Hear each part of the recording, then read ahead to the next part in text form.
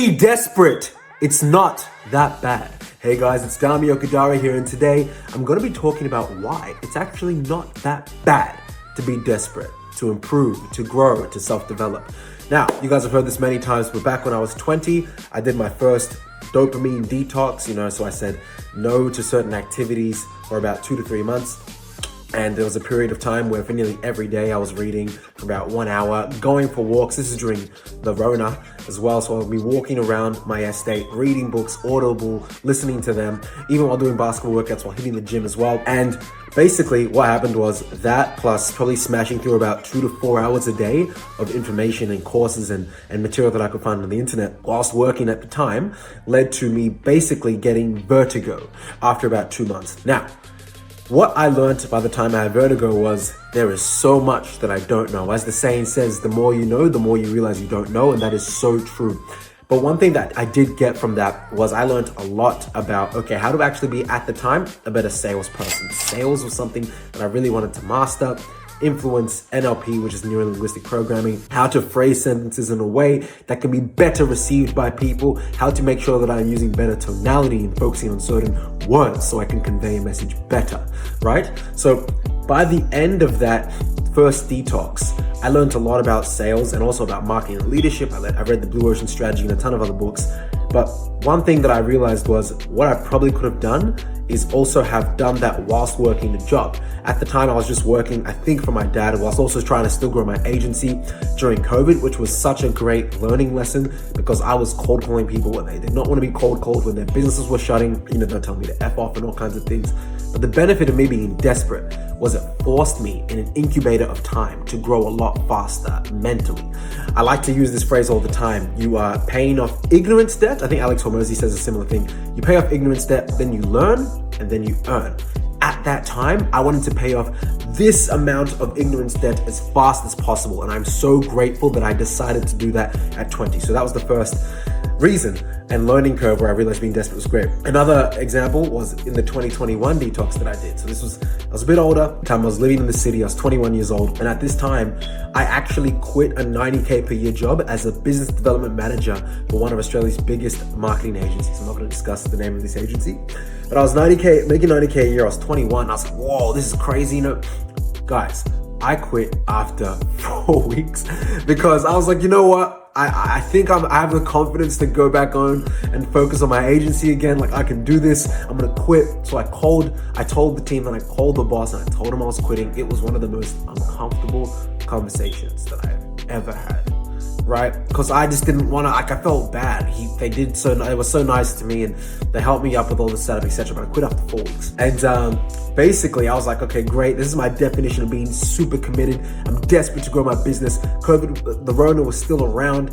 So what ended up happening was I went on a 2.5 month detox. I basically said, not going to go out, no women, not going to go out with friends. I'm just going to go all in. I'm not even going to listen to music. So for 2.5 months, I didn't at least purposely listen to music. It was hard, guys. Like, that detox was tough mentally. Like, I was so zoned in. The only real dopamine that I would get was either from working or from, going to dinner with friends. And at the time, when you're living in the city, there's always these distractions around you. But it was tough. That one was really tough mentally. By the time I listened to music again, I nearly cried, guys. I'm gonna be honest with you. I still remember the song. It was, It's Beautiful by Pharrell Williams. Beautiful. That song, you know what I mean? I nearly cried, guys, right? I nearly cried. I'm not super emotional. Well, I'm intense, but I'm not super, depressed, emotional type person. Hey guys, listen, if you're enjoying the content, then I would really appreciate if you could share this with a friend and get the word out there. I put a lot of work into these videos, and it would mean a lot to me and the CB team. So yep, share it around with your friends, guys. Thank you, much love. Back to the video. Yeah, by the end of that detox, guys, I was throwing up 9 to 10 times a day. I didn't sleep much during that 3 months, just was deprived of human interaction, even from the opposite sex, to be honest with you. That was intense. But what that led me to do after I did get very sick, I'm not here saying that you should necessarily go as hard as I was going, because I wasn't sleeping much for like 2-3 months. I remember taking naps, like that would suffice. So I would work, take a 1.5 hour nap, start the next day, work, 30-minute nap, work, 1 hour nap, work, okay, work's done, 2 hour nap, work, 2 a.m., 3 hour nap, work. It was disgusting. Like, guys, like, don't do that. I'm not recommending to do. I could have done that in a healthier way, but I was, the younger, more naive as well. But the result of that was, by the time I recovered from my health issues, I ended up working for Podium, which is, at the time, one of the world's fastest growing tech startups in the US. And I was forced to master cold calling because after 2-3 years of building my business, the reason why I even couldn't, get it at the time back to where it was before COVID, that 5-10K per month mark at the time, I hadn't mastered cold calling, straight up. I'd done so many, but I hadn't mastered it. Podium got me right. By the time I left Podium, that was a skill that I really had in the bag, now this month we've already closed 15 to 20, 15, 17 clients.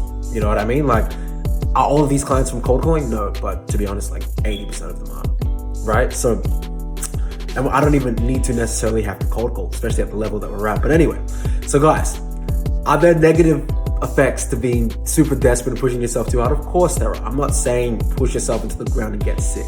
But what I am saying is, sometimes there's a touch of madness that can lead to that breakthrough and that new information and that insight. There's things that I learned in 2020 when I was in that reading phase and course phase that I've brought into my business now because I have the funds and I have the leverage, human resources to deploy them, right? So, and that mental work ethic that I developed in 2021 when I wasn't listening to music and stuff, for me, I can last days without listening to music until the weekend. I might even do it accidentally sometimes. I don't need to use that as a positive emotional anchor to get me excited for a sales call or to get me relaxed. I can just control my breathing because I've also not listened to music for 2.5 months before, right?